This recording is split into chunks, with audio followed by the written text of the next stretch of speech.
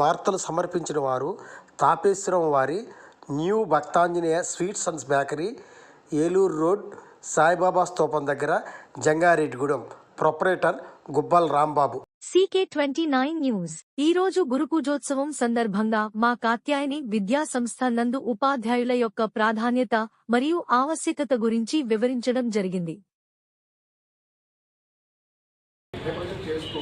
ఆయన యొక్క జన్మదినాన్ని ఈ రోజు టీచర్ జరుపుకుంటామంటే ఆయన ఎంత సాధించుంటాడు అంటే ఆ మహానుభావుడు చాలా సాధించాడు. ఆయన వ్యక్తిగతంగా మహామతి పదవి కూడా అలంకరించాడు.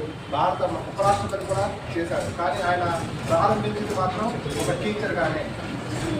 ఆయన ఎన్ని పదవులు చేసినా ఏం చేసినా ఎప్పుడు కూడా ఉపాధ్యాయుడు ఒక వ్యక్తి ఎప్పుడు ఆనందాన్ని పొందుతాడంటే తన దగ్గర విద్యను అభ్యసించిన విద్యార్థులు ఒక తరగతి గదిలో ఇప్పుడు మనం స్టూడెంట్ పాడాడు, ఒక తరగతి గదిలో కళారాతలు మార్చే గురువు అని చెప్పాడు.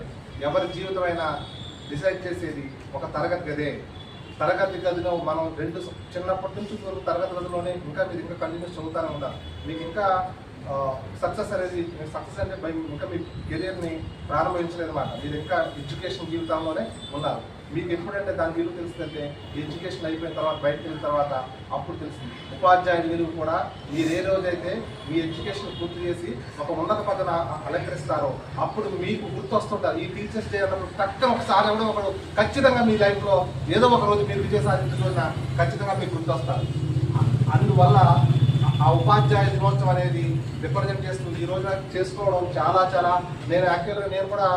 నేను విద్యార్థిగానే ఫీల్ అవుతాను. ఎందుకంటే విద్యార్థి అంటే మీరు నిరంతర విద్యార్థిగానే ఉన్నారు. మన జీవితం ఇప్పుడు కూడా నిరంతర విద్యార్థి అంటే మనం చదువు ఒకటే కాదు, చదువు అయిపోయిన తర్వాత కూడా జీవితం ఉంటుంది. జీవితం చాలా పాఠాలు నేర్చుకుంటుంది. ఆ పాఠాలు మనం నేర్చుకుంటూ మనం ఎదగాలి. మనం ఒక గోల్ ఉండాలి. మనం ఆ గోల్ కోసం ప్రయాణం చేస్తూ ఉండాలి. ఈ ప్రయాణంలో మనం ఎన్నో నేర్చుకుంటూ ఉంటాం.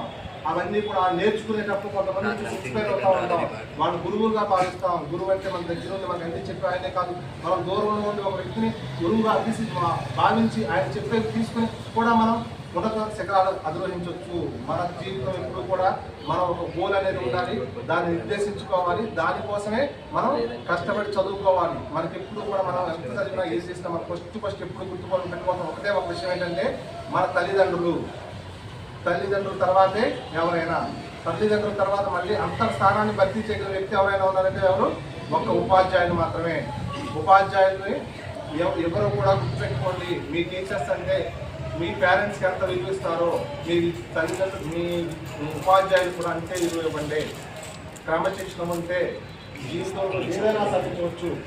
క్రమశిక్షణ, డిసిప్లిన్ అనేది చాలా ఇంపార్టెంట్. ఆసక్తి, మనిషి సాధించాలని ఆసక్తి ఉండాలి, కసి ఉండాలి, నిరంతరం మనం నేర్చుకునే తపన ఉండాలి.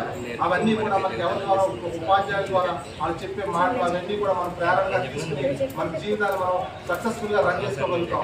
మన దగ్గర ఎన్ని ఆడుకోట్లు వచ్చినా ఏదైనా ఉంటే ఒకసారి డౌన్ అయినా సరే మళ్ళీ బ్యాక్ బౌన్స్ ఎప్పుడు చూపితే మన దగ్గర ఆ విధమైన క్రమశిక్షణ, ఆ విధమైన డిసిప్లిన్, ఆ విధమైన కసి పట్టుదల ఉన్నప్పుడు మనిషి అనేవాడు జీవితంలో ఉన్నత స్థానాన్ని అధిరోహించగలుగుతాడు. మీరందరూ కూడా మీ తోటి ఉపాధ్యాయులందరినీ కూడా బాగా గౌరవించండి, చదువుకోండి, వాళ్ళు చెప్పేది వినండి, మంచి మార్పు తెచ్చుకోండి. మీ తల్లిదండ్రులకు మంచి పేరు తండి. మీ ఎడ్యుకేషన్ మీరు ఇంకా ఇంటర్మీడియట్ చదువుతున్నారు కాబట్టి ముందు మీకు అర్థమవుతుంది. నాకు ఇంత మంచి అవకాశం ఇంకా నేను మాట్లాడతాను, కానీ నేను మాట్లాడతాను. సక్సెస్ పార్టీ ఉంది, ఇంకా పార్టీ కూడా ఉంది కాబట్టి వేరే రోజు కూడా ఉంది కాబట్టి మాట్లాడతాను. ఈ రోజు మాత్రం ఇలాంటి నా యాక్చువల్గా నాకు చాలా ఆనందం ఉంది. ఎందుకంటే ఫస్ట్ టైం నేను కాలేజీ పెట్టుకున్న తర్వాత ఆ మహానుభావుడికి నేను ఫోటో వేసి పెట్టుకుని తీసినప్పుడు నాకు నేను ఏదో చిన్న నా స్థాయిలో నేను ఏదో సాధించాలన్న ఆనందం నాకు కలిగింది. ఎందుకంటే మనం అలాంటి వ్యక్తికి మనం మామూలుగా ఏజ్ కానీ ఒక 100 మందిలో మనం ఇన్వైట్ చేసి మనం చేసామంటే మనం కొంచెం ఓకే మనం ఏదో సాధించాం అనే భావన నాకు కొంచెం కలిగింది. నాకు చాలా ఆనందంగా ఉంది. మీరు కూడా నాలాగే ఒక విద్యా సంస్థ కాదు, రకరకాలుగా మీరు చదువుకున్న ఫీల్డ్లో ఇంకా మంచి రంగాల్లో రాణించి మీ తల్లిదండ్రులకి, మీ ఉపాధ్యాయులకి, మీ స్నేహితులకి మంచి పేరు తేవాలని కోరుకుంటూ అందరూ బాగా చదువుకోండి అని తెలియజేసుకుంటూ సెలవు తీసుకుంటాం.